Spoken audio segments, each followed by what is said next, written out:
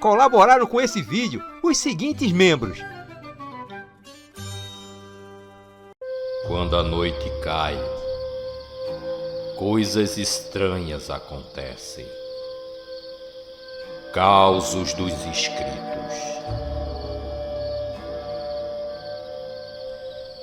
E aí, minha gente, tudo bem com vocês?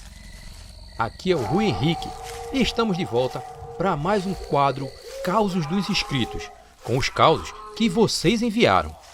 No episódio de hoje, teremos mais 3 histórias assustadoras. E se você ainda não enviou seu causo, envie para esse e-mail que está aparecendo aí na tela. Então vamos deixar de conversa e bora direto para os causos.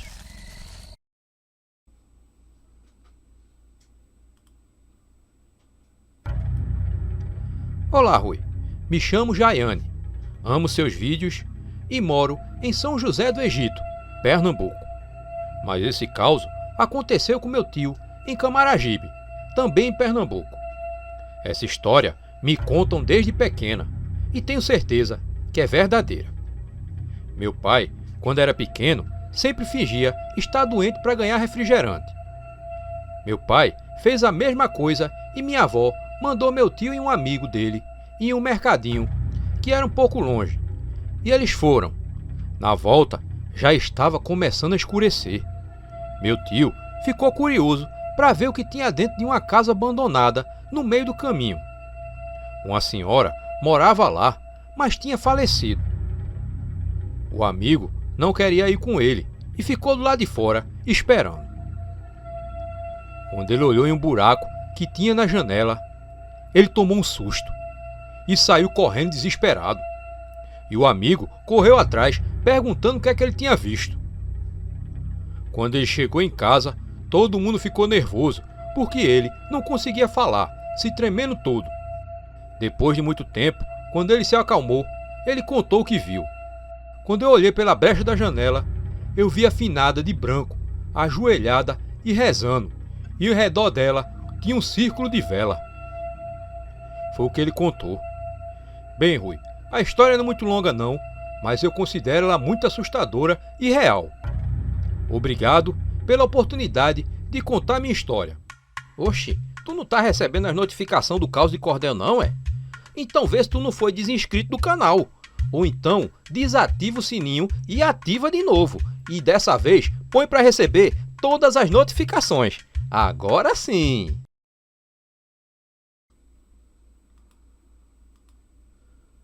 Olá, Rui.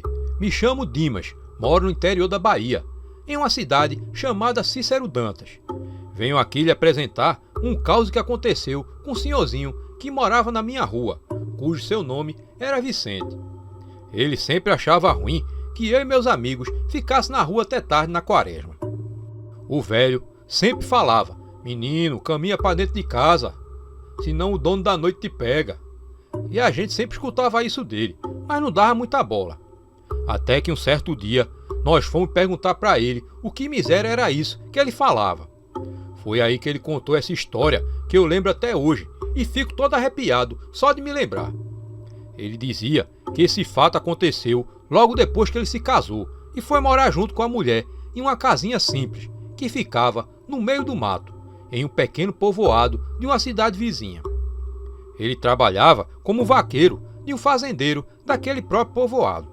A fazenda que ele trabalhava era um pouco distante de sua casa e tinha dias que ele chegava tarde, entre as 7 horas da noite e as 8. Uma vez, em uma sexta-feira de quaresma, ele, enquanto voltava para casa, passou na casa de um compadre com quem ficou conversando. Quando ele se deu conta, já era mais de 11 horas da noite. Então, ele se despediu do compadre e foi-se embora. Em uma noite bem escura, que não conseguia nem enxergar o chão direito, já que a lua estava escondida atrás das nuvens.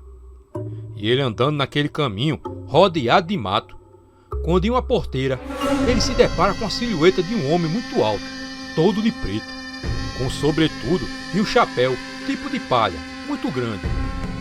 Nessa hora, ele congelou todinho, porém, continuou andando até passar por trás daquela silhueta. O velho Vicente, morrendo de medo, falou: "Boa noite, seu moço", para disfarçar um pouco daquele medo que estava sentindo.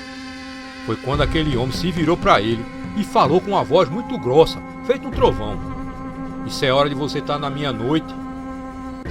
Pegue seu caminho e não olhe para trás. Nessa hora, seu Vicente partiu correndo, que o calcanhar encostava até na nuca. Ele falou que quando tomou muita distância, foi inventar de olhar para trás e viu que a figura medonha começou a correr atrás dele, até que ele conseguiu chegar em casa. Seu Vicente, ao chegar na porta de sua casa, começou a gritar desesperado pela esposa. Daí pra frente, ele disse que não se lembra de mais nada. E foi isso que ele falou desse episódio que se passou. Ele depois se mudou daquele povoado e nunca mais voltou a andar de noite, principalmente nas noites de quaresma.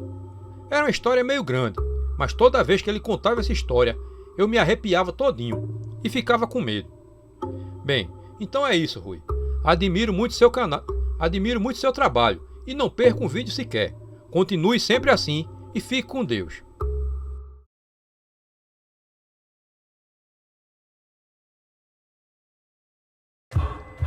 Olá, Rui. Me chamo Kainan e tenho 18 anos.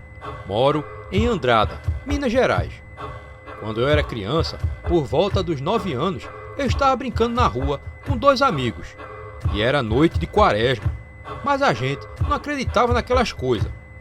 Então, por volta de 7h30 da noite, quando meus 2 amigos entraram para suas casas, eu resolvi entrar também. Mas minha casa era em um sítio e para chegar nela tinha que passar por um pasto. Mas não era muito longe da rua, mas era uma noite diferente das outras.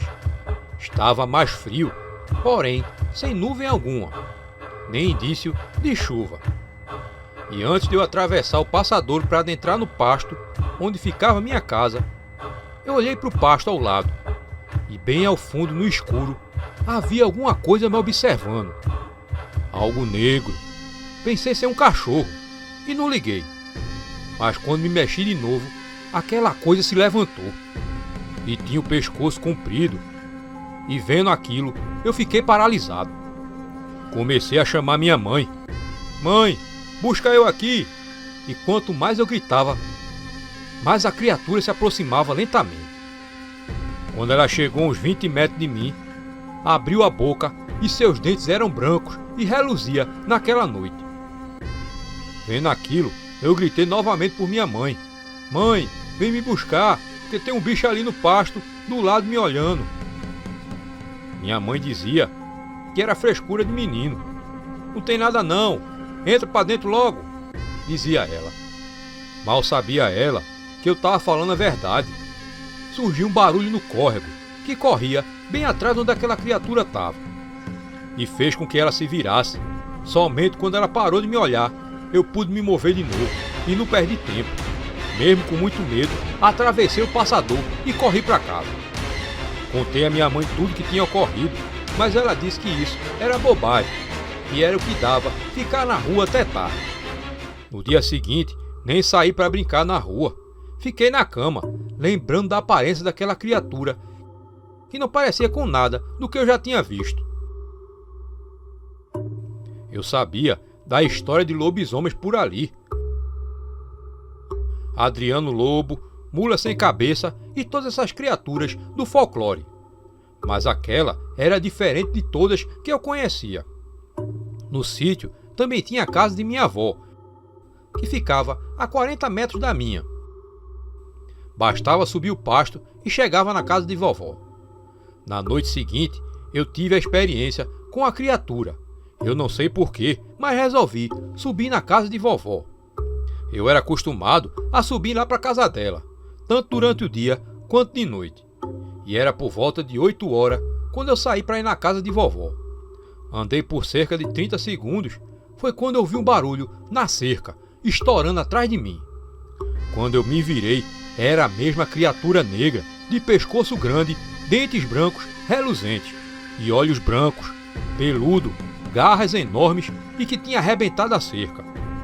Aquela coisa começou a vir em minha direção, e eu comecei a correr em direção à casa de vovó. Eu nunca corri tanto em minha vida. Atravessei a cerca de arame farpado, até me machuquei nas costas.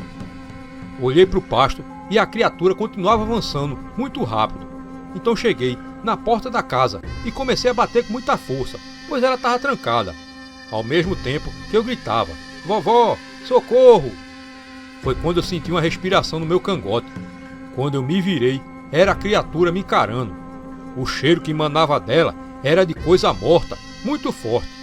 Então, quando a criatura estava prestes a me atacar, vovó abriu a porta e a luz da casa brilhou através da porta e fez a criatura esvaecer numa fumaça negra. Vovó não viu nada e eu entrei correndo. Comecei a chorar. Até hoje, quando eu conto esse ocorrido comigo, poucos são os que acreditam. Mas eu juro de pé junto que isso aconteceu mesmo. Toda vez que eu conto isso a alguém, meus olhos ficam marejados, pois eu me lembro do medo e da angústia que eu passei naquela noite. Nunca que eu vou me esquecer dessa criatura. Não, ela não era igual a nenhuma criatura do folclore, não era lobisomem, pois nem mesmo se parecia com um lobo. Bom, agradeço a Deus por ter sobrevivido a esse encontro macabro que eu tive, sendo apenas uma criança, mas nunca que eu vou me esquecer daquela noite. E não desejo que ninguém passe por isso que eu passei nessas 2 noites. Também torço até hoje para não me encontrar mais com aquela criatura de novo. E por morar na roça, sempre ando com facão. Nunca se sabe o que pode se encontrar zanzando pela mata de dia ou de noite. Ainda mais nesse tempo de quaresma. Bom, Rui, esse foi meu relato. Espero que não ache que eu sou louco. Então, tenha uma ótima noite. E aí, minha gente, o que vocês acharam dessas 3 histórias, hein? Agora escreve aí nos comentários a história que você achou mais assustadora. E até o próximo vídeo.